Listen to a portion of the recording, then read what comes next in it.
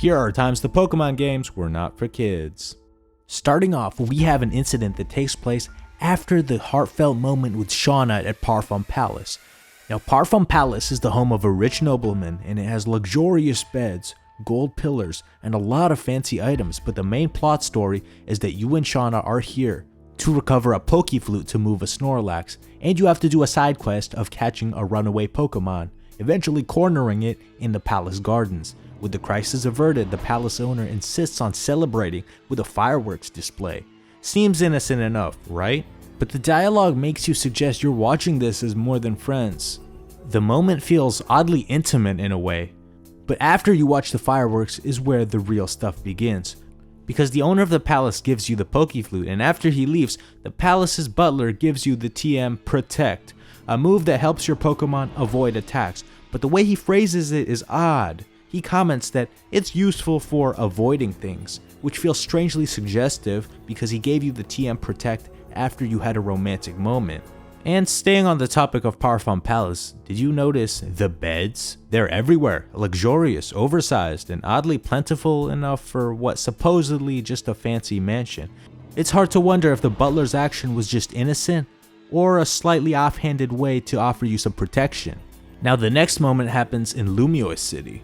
After you've been at the power plant and you've managed to turn on the power in Lumiose City, you might run into a couple having a rather odd conversation. You see, the woman says, my Emolga really wants to shock your Dedenne. And the guy, shocked, just simply responds with what? Mirroring what every player is thinking in that moment. Now this could just be an innocent joke or something, but let's be real, most players immediately interpret it as something a lot less family friendly. It's hard not to see this as a risky innuendo sneaking its way into an otherwise wholesome game, and the awkwardness of the man's response only makes it stand out more, like he's even caught off by the fact she said that to him. The next moment happens in Victory Road in Pokemon Omega Ruby and Alpha Sapphire. As you're climbing Victory Road, gearing up for the Pokemon League, you come across a pair of ace trainers, a male and a female, ready to challenge you to a double battle. Nothing unusual about that, right? Well, what's weird is their dialogue before and after the fight. First, the male ace trainer refers to the female ace trainer as his mistress. Yeah, you heard that right, mistress. Not teammate, not partner, but mistress. That's already raising some eyebrows because let's be real, that word doesn't exactly scream kid-friendly. Then, after you beat them in a quite easy battle, the male trainer has another gem for you. If you talk to him after the battle, he says, "Oh no, I'll be punished for letting her down." At this point, you can't help but think, what is going on here? It's clear she's the more dominant one and he's the submissive follower in that relationship. Now the next moment happens in Pokemon the Movie 3, Spells of the Unknown. A classic movie with some surprisingly adult jokes. One of the best comes when Team Rocket sneaks into Molly's mansion. Surrounded by the mysterious unknown which are floating in the air, James yells this following phrase. "If we're quiet, we can sneak by them. Come on." I haven't seen this many strange letters since the last time I placed a personal ad. In case you didn't catch it, he said, "I haven't seen that many strange letters since I posted a personal ad."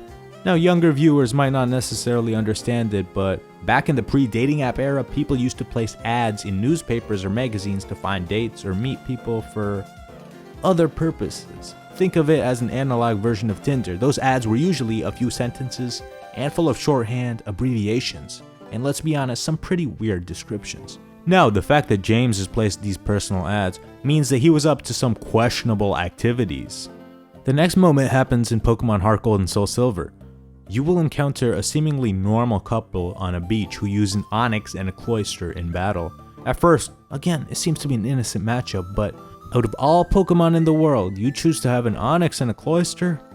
Well, that's pretty suggestive, with an Onix resembling something for the guys and the Cloyster resembling a different appendage. This pairing feels like a subtle joke, and the fact that these two Pokemon also belong to a couple makes this encounter even more, let's say, awkward for people who catch the reference, and it's no mistake that the developers put this in. I mean, it couldn't have been anyone else with those two Pokemon. Next moment we have is in Sea Mawile.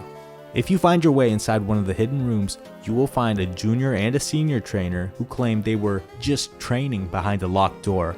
The moment is really short and it's really lighthearted, but come on, behind a locked door, you were only training? Why couldn't they have done that behind an open door?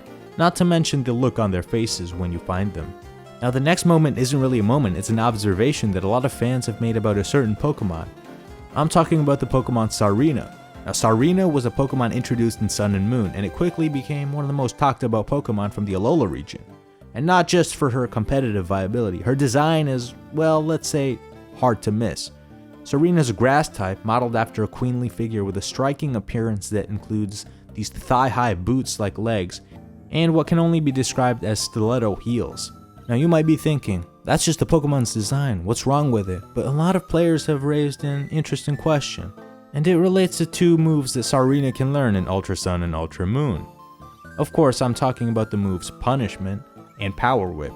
Punishment is a move that grows stronger the more stats boost the target has, emphasizing Sarina's dominating vibe. And then there's Power Whip, a devastating grass type move that sounds, well, as suggestive as it is powerful. If you combine these moves with her appearance, it's clear to see what the developers were hinting at. And I think the design team heavily leaned into Sarina's dominating vibe. Now the next one centers around the whole character, Lusamine from Pokemon Sun and Moon. Now a Reddit user once proposed that Lusamine could be seen as a metaphorical drug addict when you break it down, and it actually makes a lot of sense. Here's the gist. Nihilego, the Ultra Beast that Lusamine is obsessed with, is a rock/poison type. And the user explained that poison symbolizes how drugs harm the body, and rock symbolizes the specific drug in question, which is often used in a solid rock-like form. Now Lusamine's obsessions with Nihilego and her behavior surrounding her desire to control the Ultra Beast could represent someone spiraling into addiction. The theory also ties her personal life into this. After the disappearance of her husband Moan, who was pulled into Ultra Space, possibly filled with Nihilegos, it's implied Lusamine went into a deep depression, and losing someone she loved might have paralleled the way people fall into drug addiction after immense grief or trauma. Another parallel is the fact that she neglects her children, and she has a single-minded focus on Ultra Space and her erratic behavior after defeats. And the user concluded by saying after her defeat in Ultra Space, Lusamine's journey to Kanto could symbolize entering drug rehab. Although this is all symbolic, it's still pretty interesting to consider. Now for the last section of the video, we're going to be going into rapid fire. These are quick, tiny little moments that were not for kids in the Pokemon games. First we have this guy in the Pokemon Center who says the following phrase, "Wanna take a peek under my trench coat?" It's a moment that feels really weird and odd considering this is a kid's game and he's either trying to sell you something or show you something that you don't want to see. After this, we have another moment with an NPC. Somewhere in your journey in Pokemon Red and Blue, you run into a guy who says, "I like my kids feisty, like you." Now taken at face value, he's probably just talking about spirited young trainers, but the phrasing is wildly awkward. This could have a double meaning in a not so wholesome way. The next one happens in Pokemon Heart Gold and Soul Silver. This guy at Victory Road, instead of wanting to battle you, has other things in mind. He says, "How you doing there, babe? Ever got rough with a guy before?" Now this is already awkward, but in the screenshot, you're the male character, which makes it even weirder. And for the last one, we're once again going to see Mawile.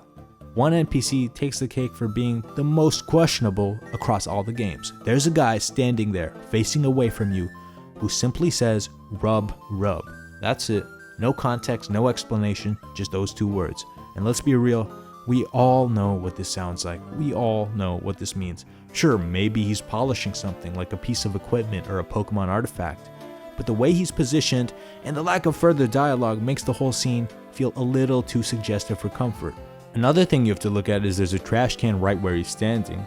Could he perhaps be using a tissue and then throwing it out after doing his little act? Well, who knows? I'll leave it up to you to decide. Anyway, these were some of Pokemon's least kid-friendly moments. If you enjoyed the video, please leave a thumbs up and subscribe. I'll see you next time. Thanks.